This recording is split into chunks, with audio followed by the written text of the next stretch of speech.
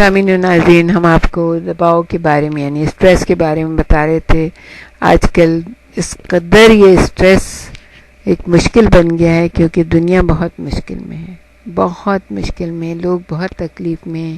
صبح گھر سے جاتے ہیں، پتہ نہیں ہوتا گھر واپس آئیں گے بھی نہیں. ایک عجیب قسم کی پریشانی ہر ایک کو لاحق ہے. اس کی وجہ سے دل کے بہت زیادہ امراض ہو رہے ہیں، کینسر ہو رہے ہیں، بہت پریشانی. اسٹریس سے لوگ دورے پڑتے ہیں، خون کی پھٹکی بن جاتی ہے، فالج ہو جاتے ہیں. عجیب قسم کی پرابلم جو ہے نا دنیا میں. ہر شخص کہتا ہے میں ہی رہ گیا ہوں کام کرنے کے لیے مجھے. لیکن ڈاکٹر برنارڈ نے اتنی اچھی سی بات بتائی. انہوں نے کہا کہ آپ اسٹریس کو ایک انجن کی طرح سمجھیں. آپ سوچیں کہ یہ آپ کو کام کرنے کی تحریک دے رہا ہے، اور اسٹریس کو، دباؤ کو آپ زیادہ سیریس نہیں نہ لیجیے. بلکہ انہوں نے ایک بہت ہی اچھی سی مثال دی. انہوں نے کہا دباؤ فیشن کے طور پر انسانی معاشرے میں موجود ہے. ہم اپنی زندگیوں میں منفی چیز کو ظاہر کرنے کے لیے اسے حوالے کے طور پر استعمال کرتے ہیں. نہایت اہم سوال یہ ابھرتا ہے کہ کون یہ فیصلہ کرے گا کہ آپ ذہنی دباؤ کا شکار ہیں یا نہیں. اس کا جواب آپ خود ہی ہیں. اگر آپ اس صورتحال کو چیلنج کے طور پر دیکھنے کی صلاحیت رکھتے ہیں، تھوڑی دیر اپنے آپ کو مثال کے طور پر دی گئی صورتحال میں شامل کر کے دیکھیے. وہ کہتے ہیں کہ دفتر ٹائم ختم ہونے میں 5 منٹ رہ گئے ہیں. آپ گھر واپس جانے کے لیے اٹھنے ہی والے ہیں. اتنے میں آپ کا باس آ جاتا ہے. وہ آپ کو 3 صفحات پر مشتمل ایک تقریر صبح تک ٹائپ کرنے کو کہتا ہے. آپ باس کی اچانک آمد اور اضافی کام کی وجہ سے دباؤ میں آ جاتے ہیں، کیونکہ آپ نے شام کو تھیٹر جانے کے لیے 3 ٹکٹس پہلے ہی بک کرا رکھی تھیں.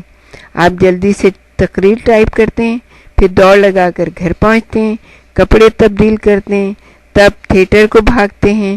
آپ کھیل شروع ہونے سے 5 منٹ پہلے تھیٹر پہنچتے ہیں، جلدی میں ایک سگریٹ پیتے ہیں، پھر تھک کر اپنی سیٹ پر گر پڑتے ہیں. آپ منفی دباؤ یعنی اسٹریس محسوس کر رہے ہوتے ہیں اور اسے اپنی تھکاوٹ کی وجہ سمجھ رہے ہوتے ہیں.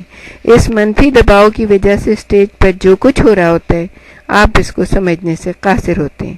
اصل میں آپ ہر شخص کو اور ہر چیز کو مورد الزام ٹھہرا رہے ہوتے ہیں، جبکہ آپ خود اس صورتحال کے ذمہ دار ہوتے ہیں. کیسے؟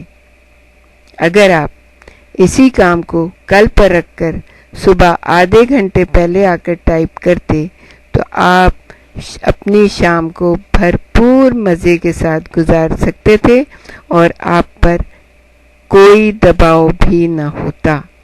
نتیجہ نکلا کہ زیادہ تر خود ہی فیصلہ کرتے ہیں کہ آپ دباؤ کا شکار ہیں یا نہیں.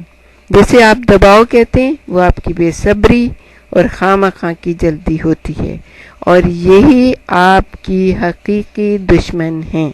اگر آپ اس زاویے سے اپنی روزمرہ زندگی کا جائزہ لیں تو آپ دیکھیں گے کہ چند غیر اہم واقعات تھے جن سے آپ بلا وجہ دباؤ میں یعنی کہ اسٹریس میں آ گئے اور بلا وجہ آپ پریشان ہو گئے. اس پریشانی کو چھوڑیے. جب بھی آپ کے پاس ایسا کام آ جائے جو اچانک اور آپ کے دباؤ میں یا آپ کے اسٹریس میں اضافہ کرنے والا ہو، تھوڑی دیر رک کے سوچئے مجھے کیا کرنا چاہیے.